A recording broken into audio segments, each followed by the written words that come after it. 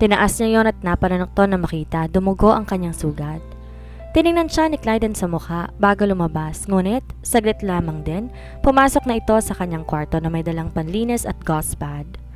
Maingat na tong tinanggal ang nakatakip na pad at nilinis iyon. Nahalata pa ni Shaina na medyo ninenervyos ang asawa dahil pinagpapawisan to sa kabila ng malakas na aircon sa kanilang silid. Siya naman nakapikit dahil medyo makirot at ayaw din niya na makikita ang kanyang sugat. Ngayon lang siya makakaranas ng dugo at mga sugat-sugat kung kaya't mahina ang kanyang loob. You have to change your clothes. Sa wakas narinig niyang wika ni Clyden kung kaya bigla na lamang siyang napamulat. Mamaya na lang, thank you, pasensya na sa abala.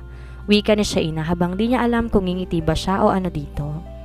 Tinignan siya ni Clyden ngunit tumango din bago kinuha ang pinagpalitan niyang pad at lumabas. Pagkasara ng pinto, dahan-dahan siyang tumayo at tinungo ang kanyang ward. Naglabas ng ternong pajama at pagkatapos pumasok sa bathroom para maghilamos at mag-toothbrush. Paglabas niya ay siyang pagpasok na Clyden, hawak-hawak ang netbook nito. Agad nitong binaba ang hawak at pagkatapos lumapit sa kanya. Pagkatapos walang kaabog-abog siyang binuhat at binalik sa kanyang bed. Thank you but you don't have to do this. Pahayag niya sa asawa na maiba siya nito. Tiningnan lang siya ni Clyden at tinulungan din siya mahiga na maayos. Kaya ko na, salamat. Turan ni Shaina dito, ngunit hindi yon sumagot. Bagkus, kinuha niya ang kanyang blanket at ipinatong sa kanyang katawan. Tinungo ang kinaroroonan ng netbook, saka umupo sa sofa sa kanyang kwarto. Napabuntong hininga siya mula sa pagkakahiga hanggang sa makatulog. You didn't come to my hotel last night and yet you still have no plans to see me today? Pagmamaktol ni Samantha kay Clyden. Pag-angat pa lang ni Clyden sa kanyang telepono. Sam, I told you I have a lot of works to today. Halos iritado ng pahayag kay Samantha. Marami siyang binabasa na report sa kanyang table na kailangan ng kanyang approval as soon as possible. If you could only accompany me last night, how could you leave me alone? Pagmamaktol pa rin ang nasa kabilang linya. I told you the reason, right? I have this strong feeling that she's more important than me. Ines naturan ni Samantha at napahawak si Clyden sa kanyang sentido. I cannot believe that you are being irrational, Sam. Come on, get up in your bed and take your breakfast. Saad niya rito para matigil na ang pagmamaktol nito. No, I am your fiancé but I'm the least of your priorities. How could you do this to me? Sam, why do you have to take care of her where I'm waiting for you? Whom do you think you will take care of her? I am her husband and I am responsible for her. And who am I to you, Clyden? Aren't you responsible for me? Or she's now more important to you? What are you talking about, Samantha? You know what I mean. You've changed. You're no longer the Clyden that I know. You're impossible, Samantha. Why don't you tell me that you have changed your heart? That night, during the dinner, you looked at her as if she's the only person at that table. When she gets out the room, you hug her as if you don't want to let her go. Don't you know that you look broken when she walked away? Isa-isang wika ni Samantha at hindi na si Shaina nakapagsalita. It hurts me. You told me that I'm the only one, but what happened? Saad ni Samantha suminghot-singhot, kung kaya't alam niyang umiiyak ito. I'm sorry. Halos di niya na marinig ang kanyang boses. No, you promised me that you will marry me. We'll talk later. Saad ni Clyden sa kasintahan na halos magwala na sa kabilang linya. Di niya na inintay ang sagot nito at pinindot na niya ang end button. Napabuntong hininga pagkatapos at isinandal ang ulo sa swivel chair. Imbes na si Samantha ang pumasok sa kanyang isip, si Shaina na iniwan niyang may sakit sa bahay. Halos hindi siya nakatulog kagabi sa pagbabantay sa asawa, baka magising yon at biglang sumakit ang sugat nito. Baka iihi at pupunta ng CR, baka iinom at pupunta sa baba at kung ano-ano pa. Sobrang pag-aalala na ang makuha na makitang dumugo ang sugat ni Shaina kagabi. Sinisipan niya ang sarili kung sana ay nabantayan niya ang pagbaba nito, hindi na sana dumugo iyon. Dinampot ni Clyde ang cellphone na binitawan kanina at denial ang linya sa bahay. Agad naman sumagot si Ate Rosie sa kabilang linya. Katatapos lang po niyang kumain, sir. Nakainom na rin po siya ng gamot. Pagre-report ni Ate Rosie. Anong kinain niya, manang? Tanong niya rito. Yung niluto niyo pong sabaw, sir. Marami po siyang nakain. Sagot ng nasa kabilang linya at di niya naiwasang mapangiti. Hinanap niya ba ako? Hindi naman, sir. Pero halata pong parang may hinahanap. Turan ni Ate Rosie at mas lalong lumawak ang kanyang pagkakangiti. Sige manang, pakialagaan niyo po muna. Huwag niyo pong hahayaang gumalaw-galaw. Baka dumugo na naman ang sugat niya. Bilin ni Clyden sa matanda. Opo sir, huwag kayong mag-alala. Babantayan ko po siya. Salamat manang. Sige po, tawagan niyo po ako kung may problema dyan. Turan niya bago ibinaba ang telepono. Pagkatapos ng conversation nila ni Ate Rosie, nilaro-laro niya muna sa kamay ang kanyang cellphone bago binaba sa table at pinagpatuloy ang ginagawa. Mag-aalas 8 na matapos ang lahat ng kanyang binabasa. Piniramahan ng mga nakaseparate na dokumento at pagkatapos umuwi na siya sa F-Park. Naghihintay na si Ate Rosie sa kanyang pagdating para makauwi na rin sa kanilang bahay. Pinahatid niya to kay Ronnie at sinabihang sa villa na lang ito tutuloy. Pagkaalis ng dalawa, umakyat na rin siya sa itaas. Sinilip pa muna ni Clyden si Shaina sa kwarto nito bago tumuloy sa kanyang silid. Mahimbing na natutulog. Lumapit si Shaina. Dahan-dahan niyang itinaas ang damit upang tingnan kung di dumudugo ang sugat nito. Napahinga siya na matiwasay na makitang walang bakas ng kahit konting dugo sa pad nito. Inayos niyang kumot ni Shaina at pagkatapos, binigyan niya ng halik sa noo bago lumabas at magpalit ng damit sa kwarto. Nang makaligo at makapalit ng damit, bitbit ulit ang kanyang netbook, pumunta ulit sa kwarto sa Shaina. Nag-check siya ng email at pagkatapos pinatay na rin iyon. Lumapit ulit sa bed at sinek kung okay lang ba ito. Payapa namang natutulog si Shaina kaya't kumuha siya ng unan para mahiga sa sofa. Ngunit bigla nag-take back dahil dahang-dahang humiga sa tabi ng asawa. Maingat na niyakap ang sarili dito. Hating gabi nang magising si Shaina. Nakaramdam siya ng pagkaihi kung kahit babangon siya para pumunta ng CR. Isa pa para naramdaman niyang may nakadagan sa kanyang tiyan. Pagmulat niya halos nagising bigla ang natutulog niyang diwa na makitang mukha ni Clyden, tulog na, habang nakayakap sa kanya. Tuloy parang ayaw niyang gumalaw dahil magigising ito. Napaka-peaceful pa man din ang mukha na tila ngayon lang nakatulog ng payapa. Ngayon lang niya ulit nasilayan at malapitan dahil magising ito. Napakagwapo pa rin nilalang sa kanya, ngunit biglang sumilay ang mapait ng ngiti sa kanyang labi. Clyden will never be hers at yon ang kailangan niya isaksak sa kanyang isipan.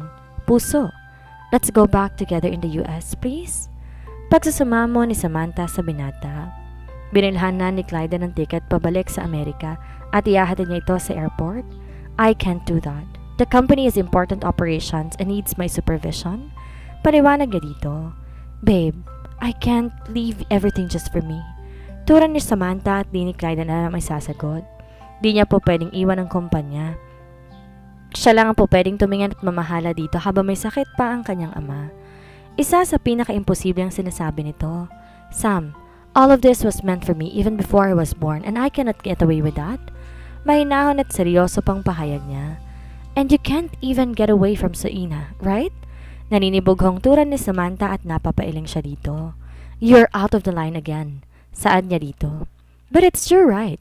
Ang ulit ni Samantha, tiningnan niya to na mariin. Because of her, you're no longer available for me. Because of her, I am no longer your priority. Because of her, I lost your love. Because of her, she ruined us. She ruined everything. Hagulhol ni Samantha at napapikit si Clyden dito. Why can't she just die when she got sick? Tura ni Samantha at napamalagat si Clyden sa sinabi nito.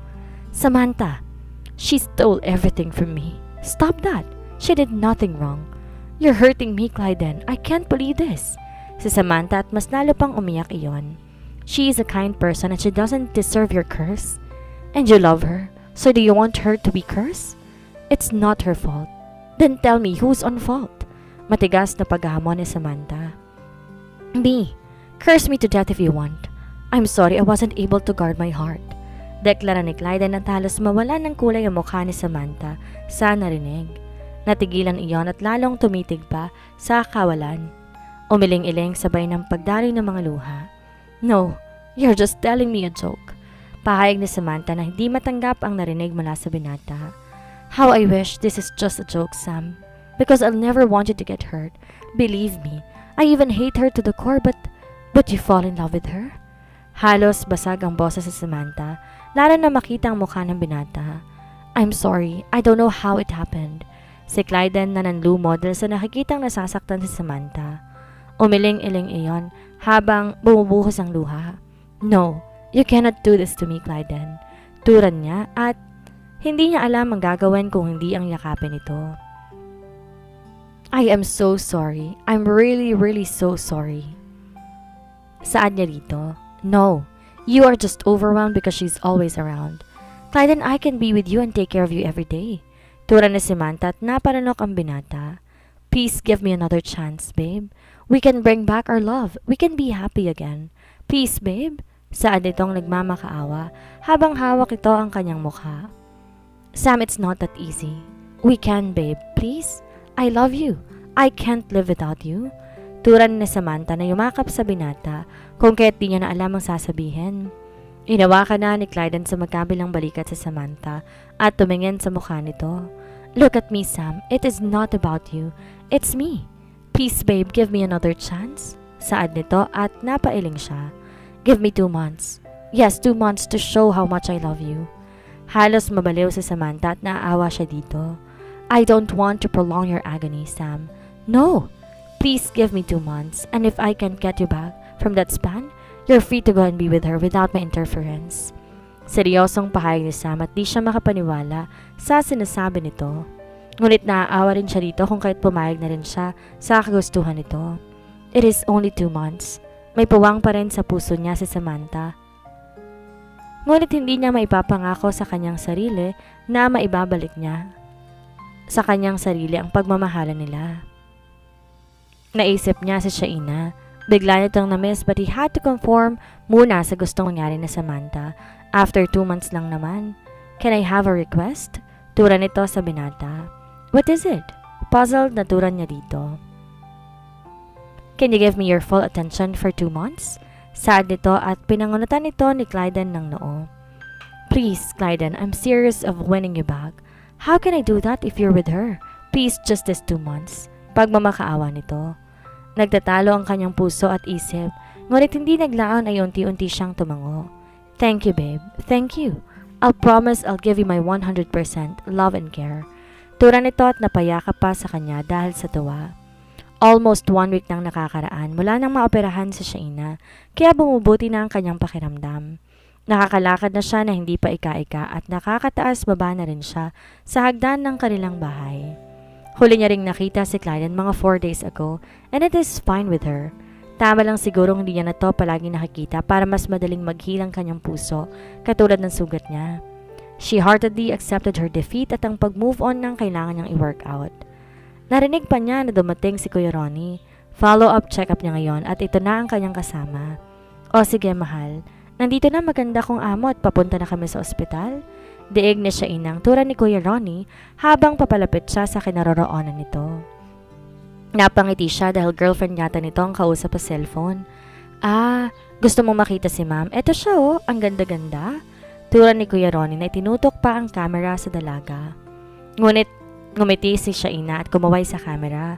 Ma'am, maganda daw po kayo. Turan ni Kuya Ronnie sa kanya at ngumiti siya dito. Salamat. Hiramin ko muna si Kuya Ronnie. Huwag na kayo magagalit. Biro na siya inang Saad at tumawa si Kuya Ronnie at sinabi niya, sige mahal, paalis na rin kami. Ni ma'am, I love you. Paalam ni Kuya Ronnie sa kausap at di niya maiwasang mangiti. May girlfriend pala to at ang sweet din pala. Maya-maya ay pinagbuksan siya ng pinto at pagkatapos umikot sa driver's side. Pinandar ang sasakyan at pagkatapos ng halos 15 minutes narating nilang ospital. Agad siyang sinalubong ni Dr. Chan at binigyan ng halik sa pisngi bago inaya sa loob. Sinadya mo yun? Angel ni Clyden kay Kuya Ronnie nang matapat sa cam ang paghalik ni Dr. Chan kay Shaina. At nakita mo pala sir. Nakatawa nitong pahayag at pinanlisikan niya to ng mga mata. Sorry mahal. Makulit nitong pahayag na pinasweet pa ang tinig nito. Ang baduy mo, dami-daming endearment, mahal pang napili mo. Masungit ni Clyden na pahayag at tumawa yon. Di naman ako Inglesero sir para tawagin kayong babe, honey or sweetheart. Turan niya sa amo at napasimangot yon. Yung cam sa loob ng bahay hindi masyadong malinaw. Pakicheck mo nga mamaya. Pasupla doon itong pahayag. Okay mahal, masusunod. Mwah mwah. Makulit niyang turan sa binata at mas lalo, di maipinta ang mukha ni Clyden. Ew, can you stop calling me that? Tila ng didiring wika ni Clyden at tuwang-tuwa si Ronnie. Ikaw kaya ang baduy mahal, ang dami-dami mong pakulo.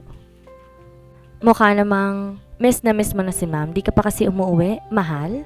Makulit niyang sermon sa binata. Pinakitaan niya ng kanyang kamao.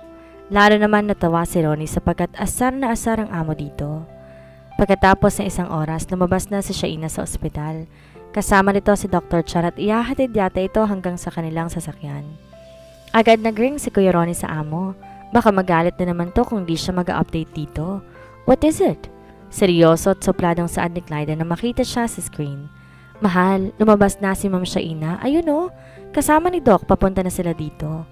Turan niya at saka finokos ang cam ng cellphone nito sa dalawang paparating. Mula sa ginagawa, sumulyap si Clyden sa screen. Sumama ang timpla ng mukha nito na makita sina Shaina at Leo. Ano na pong gagawin ko, mahal? Untag niya sa amo. Sa bunutan mo. Inis niyang pahayag kay Ronnie dahil sa kamamahal nito. Bigla naman tumawa ng malakas iyon kung saan napalingon ng dalawa sa kinaroroonan nila. Napangiti pa si Shaina na makita. May kausap na naman to sa kanyang cellphone.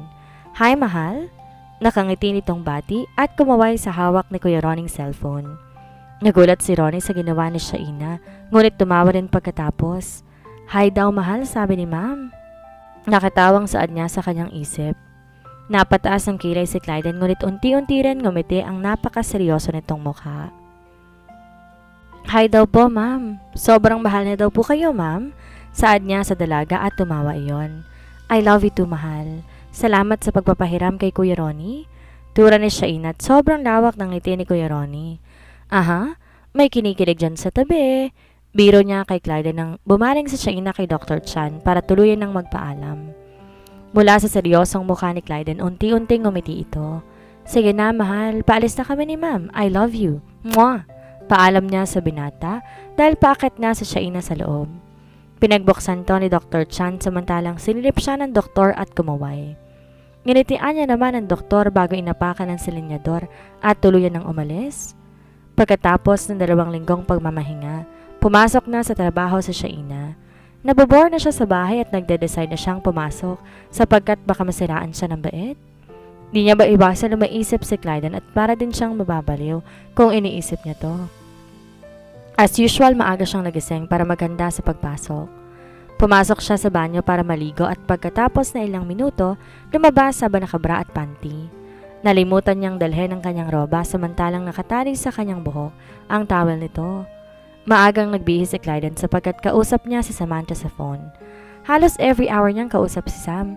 Kahit may ginagawa siya sa office, nakabukas ang kanyang phone para sa kanilang video call. Nasa office na siya at nagde-decide na siya sa opisina na lang magkape. Kinuha niyang isang cellphone at binuksan, saka inopen ang cam recorder sa bahay. Napamura si Clyden na makita sa screen si Shaina nakabra at panty, lumabas sa kanyang banyo. Babe, what happened? Are you listening with me? Turan ni Samantha sa kabilang linya nang marinig ang pagmumura nito. Yeah, I just spilled the coffee in the table. Palusot niya rito habang di maalis ang mata sa dalagang nasa screen. Nagbihis na yun at nagtaka siya kung saan to pupunta. As I was saying, I have a press con in Jakarta.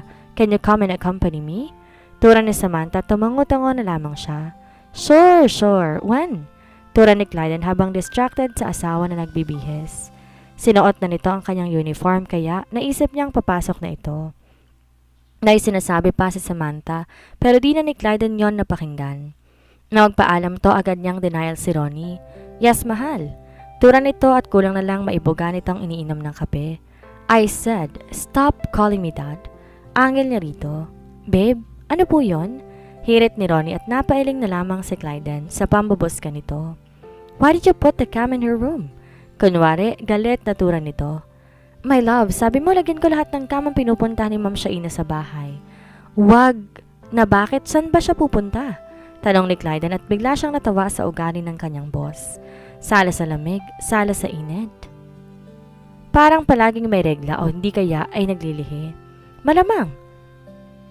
Pupunta sa opisina, sweetheart. Tura ni Ronnie kung kahit biglang napasimangot iyon. Magaling na ba siya? Siguro, sweetie. Turan ni Ronnie at tinignan siya ni Clyden ng matalim. Di ka talaga titigil, ano? Bukas na bukas hindi na akong amo mo. Galit na saad niya rito. Ay nako boss, hindi ka naman mabiro. Joke lang yun. Ang gusto nyo, tanggalin ko na ba yung cam sa room ni Ma'am Shaina? Si Ronnie tumigil sa pang-asar sa amo. Did I say, hindi na kanina? Sarkasikong pahayag niya at gumisi ito habang napakamot sa ulo. Punta ka na dun. Mamaya mag-commute na naman yon. Dahan-dahan ka sa pagdadrive, saad ni Clyden. Naguluhan naman ang driver sa asal niya at napakamot na lang sa ulo. Sige mahal, bye muna. Mwah! Turan ni Ronnie at dalidaling pinindot ang end call. Bago na naman yon naghurumentado. Pagdating ni Ronnie sa F-Park, palabas na si Shaina. Nagulat na lamang nang bigla siyang dumating. At dito na po nagtatapos ang kabanata ng ating kwento. Sana'y muli niyo po akong samahan sa mga susunod pang kabanata. Maraming salamat po. Ingat po tayong lahat.